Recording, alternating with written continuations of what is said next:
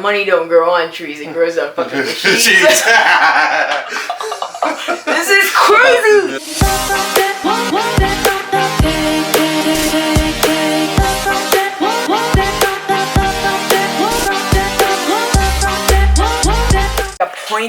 It's not like a pointed. Oh my god, I'm gonna stop this video right now because something's coming in. What the heck? What? You can't get, you gotta wait till he comes. I got spatula, man.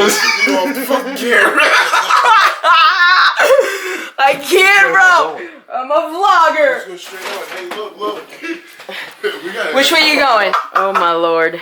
What is that? That's the big thing. It's a mobile money-making operation. And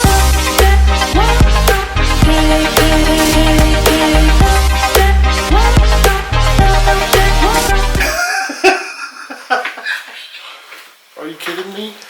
This is like the middle of the night. What are you? Hi, what are you? the 5-card GTX EVGA mining operation. And mine's all coins. Mine's all kind of nice hash. You can use simple miner. What else can you use?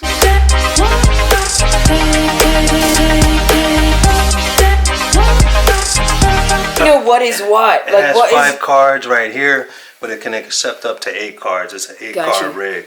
So we're just doing benchmarking testing right now with the 5 cards, and then we'll throw in the other 3 once we feel comfortable with the parameters that it's putting out.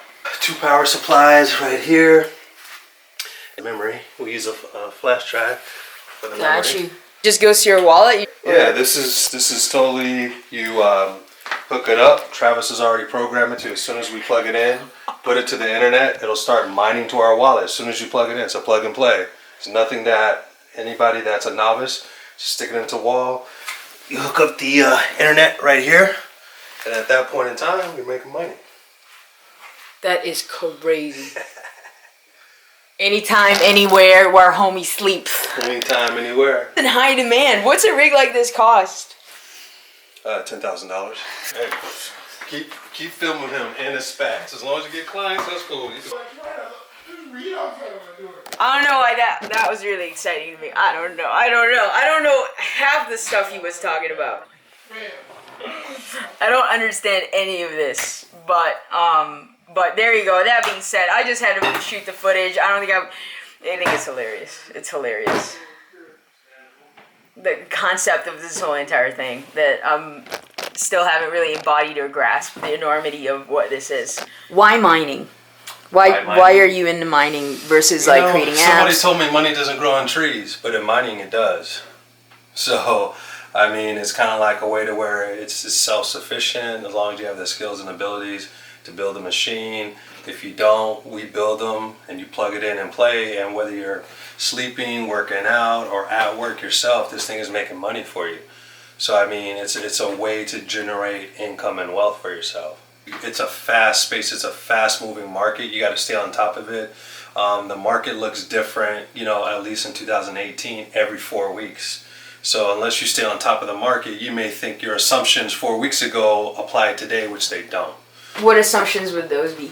The value of the coins, the electricity that goes behind it, the regulations that are coming out from the government, the protocols that are being changed in the actual coins themselves. So you just got to stay on top of all those changing dynamics to make sure that you're optimizing your outcome. So does choosing what coin to mine fits that? Choosing what coins to mine, but there's systems out there called NiceHash. And what it does is it picks the most valuable coin for you, and it automatically switches your rig to mine that. So you just point your rig to NiceHash, and it'll point your machine to the most profitable coin throughout the day. So that is already built into that actual pool itself. You don't have to do anything. No, you gotta just plug it in, pick the most profitable one, and it'll tell you, gives you a statistical output of which coin it mined, how much it made, how much electricity. So really, it's something where we say plug and play. It truly is at this point, as long as you set it up that way. Yeah, money don't grow on trees. It grows on fucking machines. This is You crazy. have to get the T-shirt, you know, money goes on cheese. So, you know, it's exciting. It's just something that, you know. What's your end goal here? I mean, how many miners do you like? Do you have a goal, or do you just like, you know, as many as possible? It's, you know, it's always good to have a goal, you know, because, you know, if you don't hit it, at least you're making progress and you're going towards that way. But I think for us, Fulcrum Solutions is to get up to our base is around 300 machines. For yourselves, or to sell, or to For ourselves. for yourselves. Yeah, it's just, that means like it would be approximately 5,000 square feet with a bunch of machines in there. Yeah. And that has its own dynamic because you have to think about airflow. That's a lot of machines. It's a lot of electricity. Got it. So it's not just about finding 300 plugs within a building to plug all those in. You got to bring in some architects to think through, you know, all that stuff, how all that stuff flows. But 300 is the right number for us to shoot for. Do you have any concerns about mining at all? With anything, there's a risk, right? And so it's thinking about those risks that are out there. I think one is that the technology is leading the legislation, meaning that, you know, the government is trying to catch up and regulate us, whereas the technology is already ahead. Yeah. And so you have to always constantly keep ahead of, okay, what is the U.S. government trying to do, taxation-wise, access-wise, not only just to mining, but to the cryptocurrency market, period. Yeah. There's a lot of other countries out there that provide a lot more access than the United States. And it's frustrating, you know, because we should be the innovators, just like anything else. Yeah. So that's one thing. The other thing is that, you know, it's the crypto market right now was valued at like $256 billion. And so if you think about $256 billion versus kind of like the stock market, which is, you know, much higher, even if it's in the trillions, the market can be manipulated. And you think about, okay, what are the big players out there that can manipulate the market and really protecting yourself from those downsides? So whether you're trading the coin, so that really applies more to traders. So that's something that I think about is how do you diversify outside of just trading the coin like mining. So you should have a diversified portfolio even within cryptocurrency that includes mining, that includes trading, and that also just involves working in the space.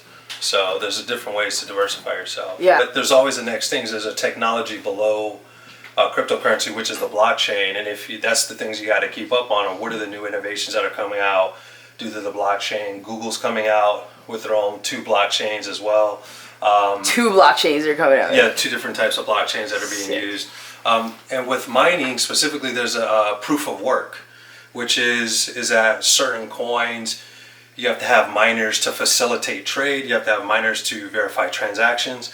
But there are coins coming out to where there is no proof of work that's required. It's proof of stake, meaning that the people who own the actual coins get a say in how the coin is going to go in the future. So you have to keep up on that as well, because if you have a bunch of coins flip from proof of stake to proof of ownership, then you may be in a place to where you're just not able to generate income. But right now, all of the main coins that we're mining, like Zcash, Ethereum, even Bitcoin, all of those are built on proof of work at this point. So if it goes to proof of ownership, mining will be obsolete to some degree. Obsolete. So you have to be able to say, okay, how can I go from mining to now having a stakehold in this new coin, right? I would say something that's up and coming to where you can switch from a miner to an investor to be able to say, okay, this is something that I want to be involved with, and you're rewarded for owning the coin itself. So you got to have an investment side of your business, but also a mining side as well. What makes proof of work different to proof of stake to proof of... Is that a long conversation? Yeah, probably not the best one to provide the actual definition, but if I had to provide an analogy, you know, we use our machines to go out there and to decrypt an algorithm, and we get paid for that decryption, and that decryption is highlighting transactions, facilitating transactions, and making new coins. So that's kind of proof of work. I'm doing work, and that work helps to create new coins and verified transactions. In the proof of stake, you take miners out of the picture, and you can generate new coins and verified transactions by the people and get consensus from all the people that own the coins. It's humans doing it. Yes. Okay. So you're going to have a bunch of people that are kind of heavy users of the coin, and they're going to take all of their stakes and say, okay, if we unanimously agree, sorry about that. It's like 1 in the morning. Agree on the transaction, then that's how they're verifying the transactions on the blockchain versus using a miner and me using my hard drive and my graphics cards to verify the transaction. People are actually verifying. Yeah, so you're getting a bunch of owners over here to verify the transaction versus I'm using a bunch of people with computers over here to verify the transactions. Got it. And so if you kind of move from proof of work to proof of ownership or proof of stake, you're paying the people, not the machine. Yes. You're paying the and machine. The man behind the machine. Yeah. Mining could be completely obsolete. It could be, but that's with any technology. Yeah, I don't think that's right around the corner. We're talking about 2, 3, 4, 5 years. Yeah.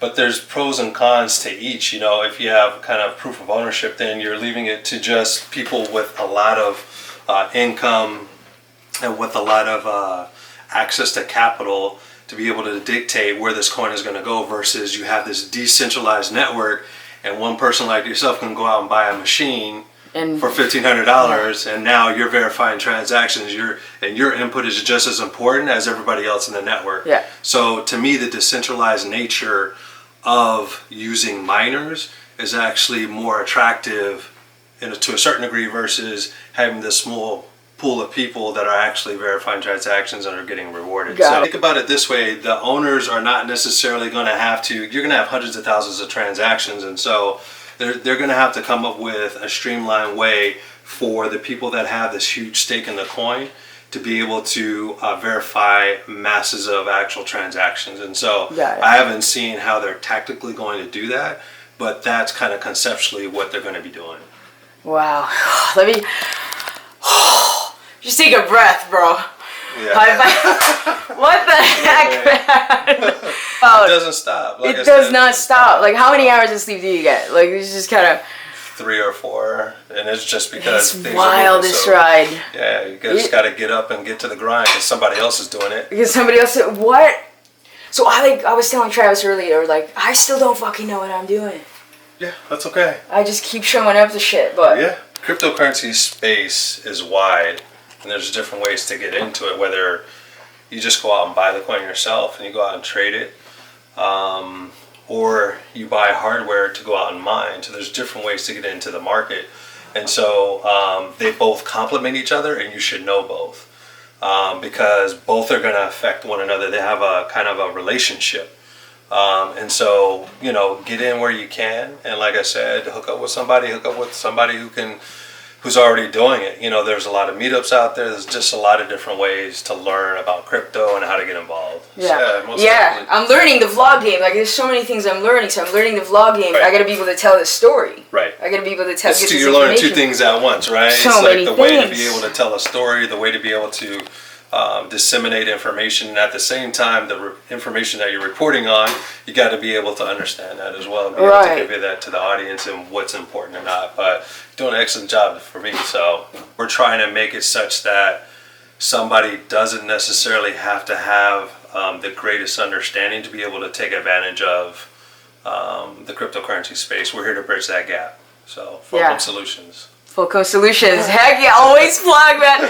Thank you so much, Fred. Right. And okay, guys, this comment below if you are kind of beginning to grasp I'm really just beginning to grasp mining, and I'm seeing that I don't know, to be honest with you, it's kind of confusing excitement. Yeah, I'm excited, but you don't have to be certain to be able to be successful. So sometimes you just don't have all the pieces, but it doesn't mean you can't get there. So it's completely fine. Good. I think that was the gift this evening. Thank you for showing up, bro. Thank you. All right, love and light. Yeah, see you.